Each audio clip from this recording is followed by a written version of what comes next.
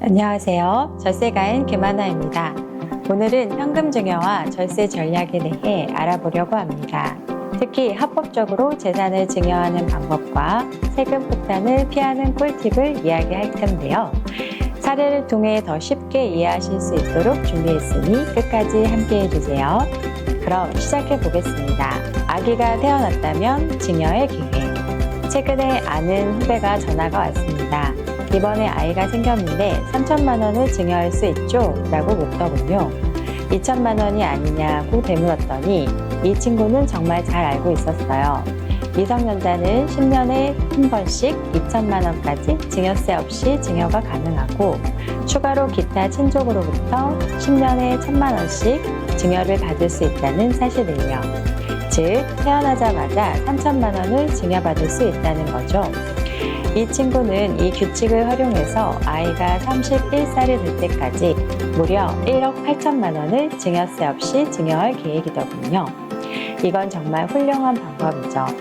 그리고 최근 세법이 개정되어 출산공제를 활용하면 아이가 태어난 지 2년 이내에 양가 부모님으로부터 1억 원씩 증여받아 총 2억 원을 절세할 수 있어요. 팁 하나, 출산공제와 혼인공제는 중복 적용이 안 되니 먼저 적용할 수 있는 것을 활용하세요. 두 번째, 자금 출처 조사의 무서움. 사례로 알아보겠습니다. 한 사례를 이야기해 볼게요. 어떤 분이 30세에 결혼하며 집을 샀습니다.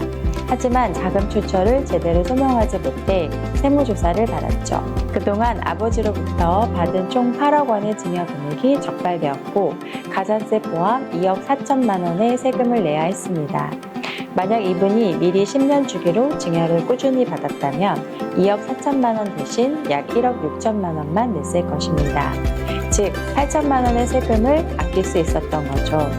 여기서 중요한 점은 증여는 미리미리 계획적으로 하는 것이 가장 안전하다는 겁니다. 세 번째, 부모와 장인으로부터 증여받아 절세하기. 또 다른 사례입니다. 어떤 기장님이 10억 원이 필요해 부모와 장인으로부터 증여를 받기로 했습니다. 이때 단순히 아버지로부터 10억 원을 증여받는다면 증여공제는 5천만 원만 적용되고 세율은 30%입니다. 하지만 아버지가 아들에게 5억, 장인이 딸에게 5억을 각각 증여하면 공제 금액은 총 1억 원이 되고 세율도 20%로 낮아집니다. 이렇게 하면 6,500만 원의 세금을 절약할 수 있죠. 네 번째, 차용증 작성의 중요성. 이자를 꼭 지급해야 합니다. 부모님으로부터 돈을 빌릴 때는 반드시 차용증을 작성하고 이자를 실질적으로 지급해야 합니다.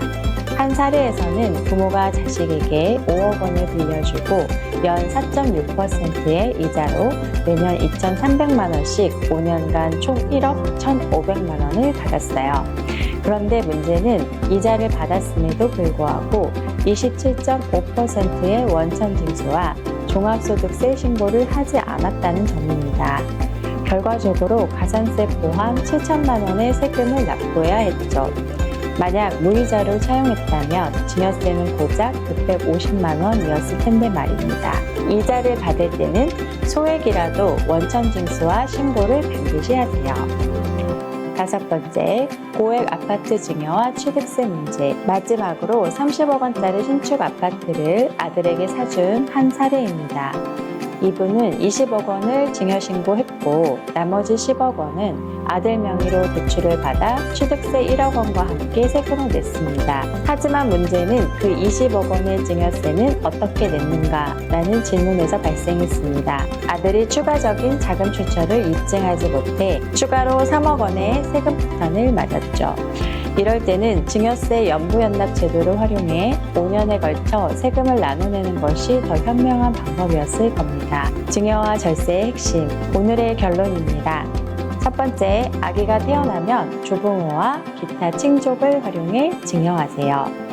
두 번째, 부모와 장인으로부터 증여를 나눠받아 공제를 늘리고 세율을 낮추세요. 세 번째, 차용증을 작성하고 이자는 소액이라도 지급하세요.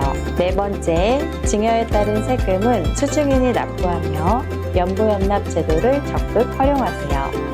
다섯 번째, 가장 중요한 건 미리 계획적으로 증여하고 세금을 관리하는 것입니다. 오늘은 현금 증여와 절세의 핵심에 대해 이야기해 봤습니다. 증여와 세금은 계획적으로 관리하면 큰 세금負担을 피할 수 있습니다. 여러분도 오늘 배운 내용을 꼭 기억하셔서 합법적이고 똑똑하게 증여하시길 바랍니다. 지금까지 절세가인 김하나였습니다. 감사합니다.